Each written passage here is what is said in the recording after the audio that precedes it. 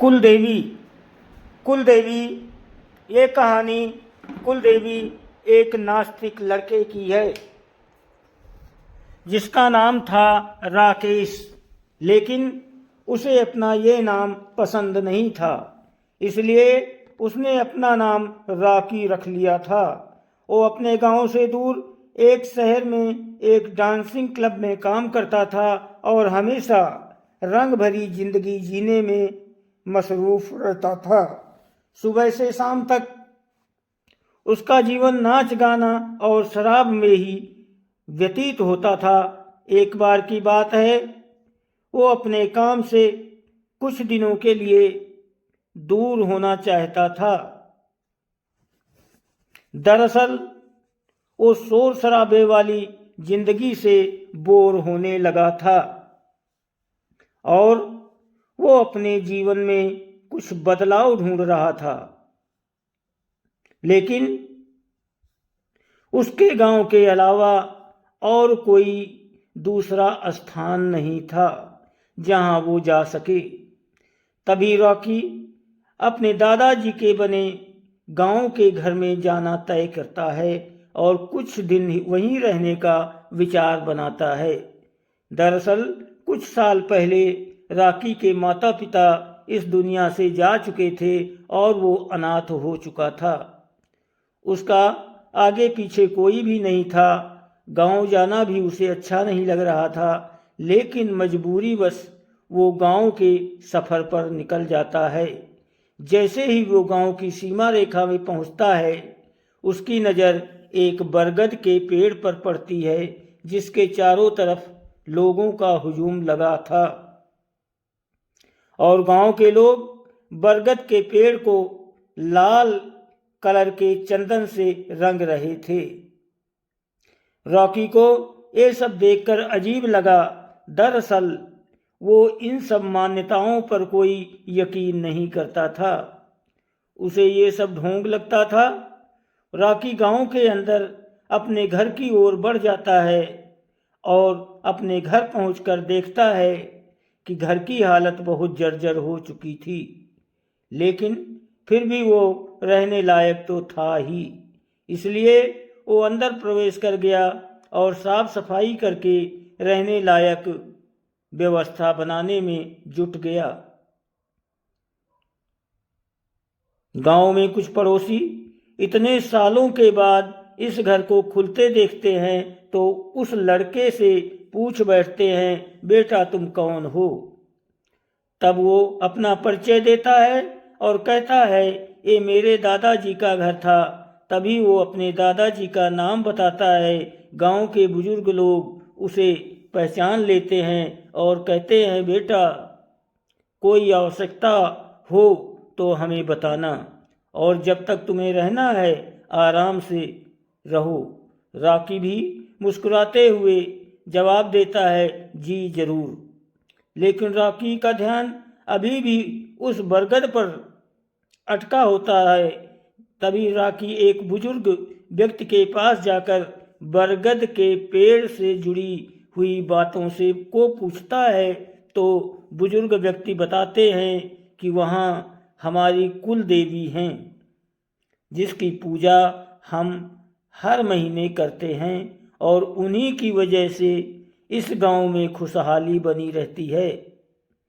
बुजुर्ग व्यक्ति की बात सुनकर रॉकी जोर जोर से हंसने लगता है और कहता है, आज के ज़माने में भी आप लोग कितनी पिछड़ी हुई बातें कर रहे हो। आज कंप्यूटर का ज़माना आ चुका है, लेकिन आप लोगों को वही पुरानी रीति रिवाजों से फुर्सत नहीं है।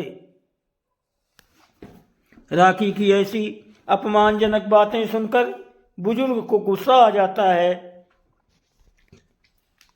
और वो रॉकी को बुरा भला कहता है।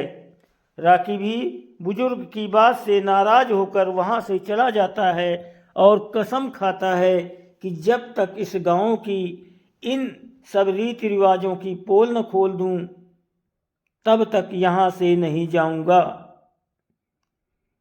अगले ही दिन शाम के वक्त गांव वाले अपनी अपनी फसलों की पूजा करने के लिए खेतों में जा रहे होते हैं और राकी भी उनके पीछे पीछे खेत तक पहुंच जाता है और छुप कर देखता रहता है।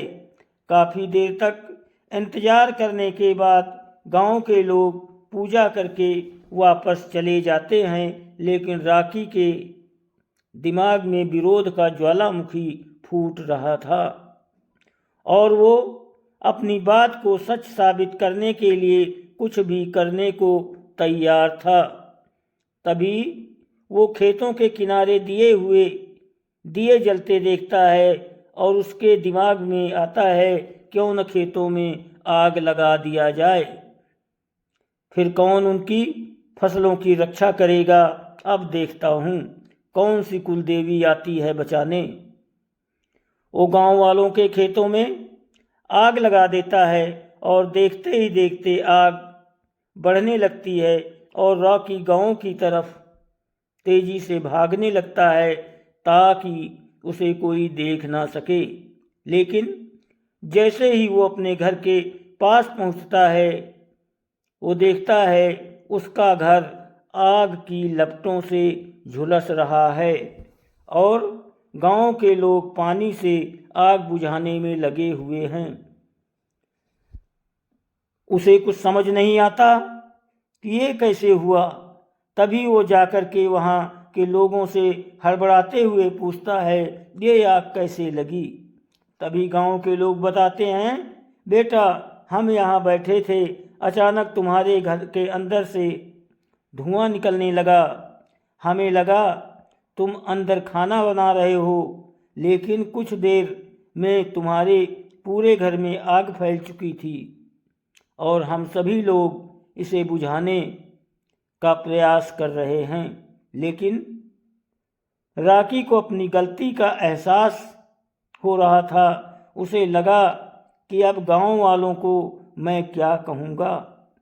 तभी अगले ही पल एक किसान दौड़ता भागता आता है और कहता है, अरे चलो देखो किसी ने हमारी फसलों में आग लगा दी है,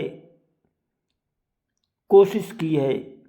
और गांव की भी भीड़ अपने खेतों की तरफ भागने लगती है और राकी भी पीछे पीछे जाता है ताकि किसी को इस पर शक ना हो।